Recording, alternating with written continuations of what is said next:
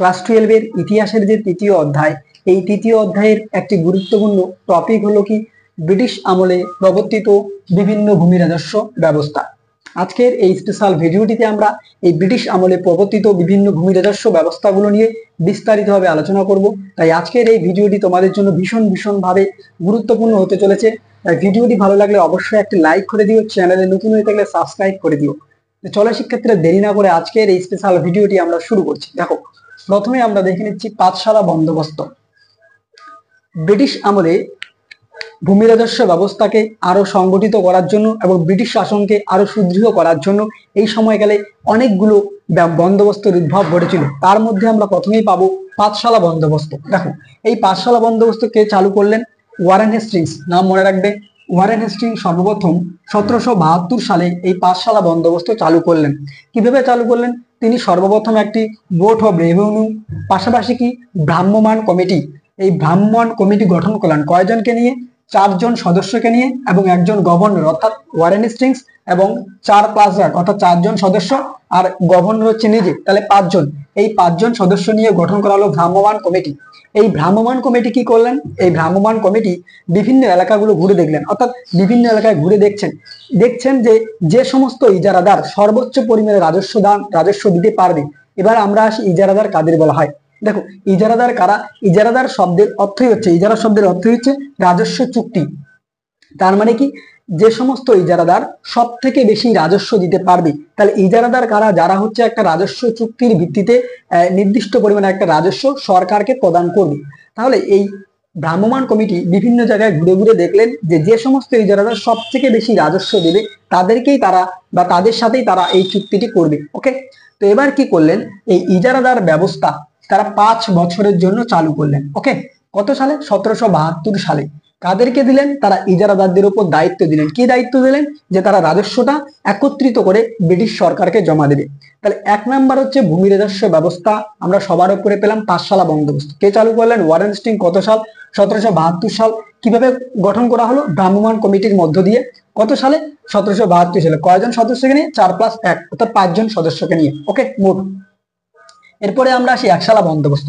এবারে এই যে পাঠশালা বন্দোবস্ত, এখানে নানা রকম ত্রুটি লক্ষ্য করা যায়। যেমন ইজারাদাররা নানা রকম ভাবে শোষণ করতে থাকে, তারা অত্যাচার করতে থাকে, তারা সঠিকভাবে রাজস্ব জমা দেয় না। এর ফলে কি হয়? একটা মারাত্মক পরিমাণে ত্রুটির পরিলক্ষিত হয়। তো এই পরিস্থিতিতে কি করা হলো? আরেকটি নতুন বন্দোবস্তের উদ্ভব করলো ওয়ারেন হেস্টিংস। সেটি হলো একশালা বন্দোবস্ত। এই একশালা বন্দোবস্ত কবে চালু করা হলো? 1777 থেকে 1789 সাল পর্যন্ত চলেছিল। ওকে, এবারে এই একশালা বন্দোবস্তে কি করা হলো? আগে কি ছিল? যে পাঠশালা বন্দোবস্তে যেমন ইজারাদার যুক্ত ছিল, কিন্তু একশালা বন্দোবস্তে ইজারাদারদের বের করে দেওয়া হলো। অর্থাৎ ইজারাদারদের হাত থেকে রাজস্ব ব্যবস্থা ছিনিয়ে নিয়ে তারা এবার জমিদারের উপর দায়িত্ব দিল। কি করা হলো? যে জমিদারের উপর তারা 1 বছরের জন্য দায়িত্ব দিল, যে জমিদার 1 বছরের জন্য জমি থেকে রাজস্ব আদায় করবে, তারপর সেটা প্রদান করবে। ওকে, এখানেও দেখা দিল একাধিক ত্রুটি। জমিদাররা সঠিকভাবে রাজস্ব প্রদান করছে না। এছাড়াও কি, যদি জমিদার সঠিক রকম ভাবে রাজস্ব প্রদান করতে না পারে, তাহলে কিন্তু জমিদারের যে জমিদারিত্ব সেটা কিন্তু হারিয়ে যাবে। তাই এখানে নানা রকম ত্রুটি ছিল। এই জন্য একশালা বন্দোবস্ত ঠিক মতো চলো না। কে চালু করলেন? মনে রাখবে, ওয়ারেন হেস্টিংস। কবে? 1777 সালে। ওকে, নেক্সট আমরা আসি 10 শালা বন্দোবস্ত। দেখো, 10 শালা বন্দোবস্ত কে চালু করলেন? ঠিক এই একশালা এবং পাঠশালা বন্দোবস্তের পর আরেকটি নতুন একটি ভিন্ন ধরনের বন্দোবস্তের উদ্ভব ঘটলো, যেটা চালু করলেন লর্ড কর্নওয়ালিস। কবে চালু করলেন? লর্ড কর্নওয়ালিস চালু করলেন 1789 সালে বাংলা এবং বিহার। মনে রাখবে, লর্ড কর্নওয়ালিস 1789 সালে বাংলা এবং বিহারে এবং 1790 সালে উড়িষ্যায় কি চালু করলেন? উড়িষ্যায় চালু করলেন হচ্ছে 10 শালা বন্দোবস্ত। ওকে, এবারে এই যে 10 শালা বন্দোবস্ত, এটা মূলত 10 বছরের জন্য চুক্তিতে নিযুক্ত করা হলো জমিদারকে। কিন্তু এই চুক্তিতেও মধ্য দিয়ে নানা রকম ত্রুটির সম্মুখীন হলো। ফলে 10 শালা বন্দোবস্ত কিন্তু আর বেশি দিন স্থায়িত্ব থাকলো না। 1789 সালে বাংলা বিহারে, 1790 সালে উড়িষ্যায়। ওকে, এবার এই 10 শালা বন্দোবস্তের পরে যদি আমরা দেখি আরেকটি আসছে চিরস্থায়ী বন্দোবস্ত। এই 10 শালা বন্দোবস্ত কার অনুমতিতে চালু করলেন? মনে রাখবে, লর্ড কর্নওয়ালিস। তিনি জন শোরের আইডিয়া নিয়ে, জন শোর, মনে রাখবে নামটা, জন শোর এর আইডিয়া বা জন শোরের অনুমতি ক্রমে সে কিন্তু এই 10 শালা বন্দোবস্ত চালু করেছিলেন। ওকে, তাহলে 1790 বাংলা, 1790 সালে উড়িষ্যা। আমরা 10 শালা বন্দোবস্ত নিয়ে আলোচনা করলাম। এবার দেখো, তুমি কিন্তু এই স্থানগুলো দেখাতে পারো ভারতের ম্যাপ এঁকে। অবশ্যই পরীক্ষায় যদি তোমাদের আসে, তুমি অবশ্যই ম্যাপ আঁকবে সুন্দর করে। যেমন বাংলা, আমরা এখানে দেখাবো বাংলা, তারপরে কি রয়েছে বিহার, তার পাশে তুমি দেখে দাও বিহার, তারপরে কি রয়েছে দেখো উড়িষ্যা, উড়িষ্যা তুমি দেখিয়ে দাও। তার মানে বাংলা, বিহার, উড়িষ্যায় কিন্তু এই বন্দোবস্ত চালু ছিল। ওকে, এরপরে এই 10 সালা বন্দোবস্তই কনভার্ট হয়ে গেল, অর্থাৎ 10 সালা বন্দোবস্ত পরবর্তীতে রূপান্তরিত হলে কি চিরস্থায়ী বন্দোবস্ত। কে চালু করলেন?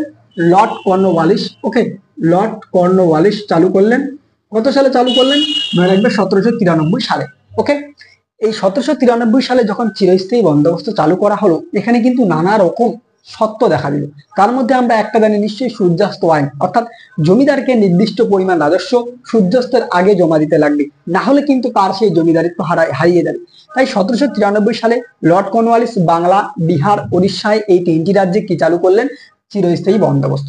তো আমরা যেহেতু শুধুমাত্র এর রাজস্ব ব্যবস্থাগুলো নিয়ে আলোচনা করছি, তাই ব্রিফলি আর চিরস্থায়ী বন্দোবস্ত নিয়ে আলোচনা করলাম না। আমরা পরবর্তী ভিডিওতে চিরস্থায়ী বন্দোবস্ত নিয়ে বিস্তারিতভাবে আলোচনা করব, এর সত্য কি ছিল, এর সুফল কি ছিল, কুফল কি ছিল। ওকে, এরপরে দেখো রায়তওয়ারি বন্দোবস্ত। নেক্সট আমরা আসি রায়তওয়ারি বন্দোবস্ত। দেখো রায়তওয়ারি বন্দোবস্ত, আমরা প্রথমে আসি যে রায়ত এই শব্দের অর্থ কি? রায়ত শব্দের অর্থ হচ্ছে কৃষক, অর্থাৎ সরকারের সঙ্গে সরাসরি কৃষকের যুক্ত হয় বা সরকারের সঙ্গে কৃষকের সরাসরি যোগাযোগ হয়, যেটি কে চালু করেন? আলেকজান্ডার রিড ও টমাস মুন্ডো। ওকে, মনে রাখবে এই টমাস মুন্ডোকে রায়তওয়ারি বন্দোবস্তের জনক বলা হয়, তো ফাদার অফ রায়তওয়ারি। ওকে, তাহলে টমাস মুন্ডোকে বলা হয় রায়তওয়ারি বন্দোবস্তের জনক। কারা চালু করলেন? আলেকজান্ডার রিড ও টমাস মুন্ডো। কত সালে? 1820 সালে। ওকে, এবার কোথায় কোথায় চালু হলো? মনে রাখবে এটা বোম্বাই আর হচ্ছে মাদ্রাজের কিছুটা এলাকা বাদ দিয়ে, অর্থাৎ যদি আমরা ধরি এই যে বোম্বাই আর এই যে মাদ্রাজ, ওকে, তো বোম্বাই আর মাদ্রাজের জাস্ট কিছুটা এলাকা বাদ দিয়ে কিন্তু এই রায়তওয়ারি বন্দোবস্ত প্রচলন ছিল। ওকে, এবার রায়তওয়ারি বন্দোবস্তটা তাহলে কি? যে সরকার সরাসরি কৃষকদের থেকে কাজ না আদায় করবে, এখানে কিন্তু কোনো মধ্যস্বত্বভোগী থাকবে না, কোনো জমিদার থাকবে না, কোনো ইজারাদার থাকবেন না। ওকে, এরপরে দেখো পরবর্তীতে আমরা আসি মহলওয়ারি বন্দোবস্ত। দেখো মহলওয়ারি, মহল শব্দের অর্থ হচ্ছে একটা তালুক, অর্থাৎ একটা নির্দিষ্ট মহল, অনেকগুলো গ্রাম হতে পারে, অনেকগুলো এলাকা হতে পারে, সেটা নিয়ে একটা মহল বা তালুক গড়া হতো। ওকে, এবার এই মহলের মধ্যে কি করা হতো? কোনো একজন ব্যক্তিকে রাজস্ব আদায়ের দায়িত্ব দেওয়া হতো, সে রাজস্ব সংগ্রহ করে তারপর সরকারকে জমা দিত। তাহলে একটি নির্দিষ্ট এলাকাকে কেন্দ্র করে একটি মহল গড়ে উঠতো, সেই মহলের মধ্যে একজনকে দায়িত্ব দেওয়া হতো, সে কি করতো? সে সেই রাজস্বটি সরকারকে সরাসরি কি করতো? প্রদান করতো। ওকে, এবার এটা কে চালু করলেন? মনে রাখবে হোল্ট ম্যাকেনজি ও হচ্ছে এলিফিনস্টোন। ওকে, হোল্ট ম্যাকেনজি ও এলিফিনস্টোন কোথায় কোথায় চালু করলেন এই বন্দোবস্ত মহলওয়ারিটা? মনে রাখবে ইউপি অর্থাৎ উত্তরপ্রদেশ, নেক্সট কি দিল্লি, আর কি এমপি অর্থাৎ মধ্যপ্রদেশ। তাহলে উত্তরপ্রদেশ, দিল্লি এবং মধ্যপ্রদেশ, অর্থাৎ এই এলাকার মধ্যে উত্তরপ্রদেশ, দিল্লি, মধ্যপ্রদেশ। ওকে, তারপরে এই এলাকায় কি চালু হলো? মহলওয়ারি বন্দোবস্ত। কবে চালু হলো? 1822 সালে। কে চালু করলেন? হোল্ট ম্যাকেনজি ও এলিফিনস্টোন। ওকে, সর্বশেষ সবার শেষে আরেকটি গুরুত্বপূর্ণ বন্দোবস্ত ছিল, যেটা হচ্ছে ভাইয়াচারি বন্দোবস্ত। ওকে, এই ভাইয়াচারি বন্দোবস্ত কত সালে চালু হলো? 1824 সালে। কে চালু করলেন? মনে রাখবে এই দুজন বিখ্যাত ব্যক্তি, হোল্ট ম্যাকেনজি, এলিফিনস্টোন, এই দুজনই চালু করেছিলেন। ওকে, ভাইয়াচারি বন্দোবস্ত।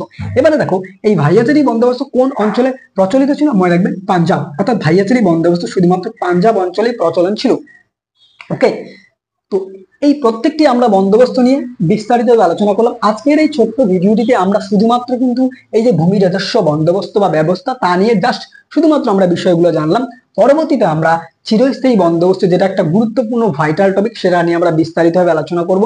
তো আজকের এই ভিডিওটি এ পর্যন্ত, দেখা হচ্ছে অন্য কোনো এক ভিডিওতে। ভিডিওটি ভালো লাগলে অবশ্যই একটি লাইক করে দিও, চ্যানেলে নতুন হয়ে থাকলে সাবস্ক্রাইব করে দিয়ে আমাদের নিত্য নতুন নানারকম নোটস, টিপস, ট্রিক্স, সাজেশন সবার আগে পাওয়ার জন্য পাশের দেওয়া বেল আইকন অবশ্যই প্রেস করো।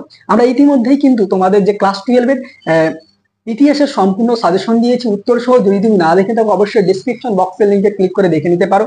ওকে, আর তোমাদের যদি কোনো কিছু জানার থাকে, কোনো কিছু বলার থাকে, অবশ্যই তোমরা কমেন্ট বক্সে কমেন্ট করতে পারো।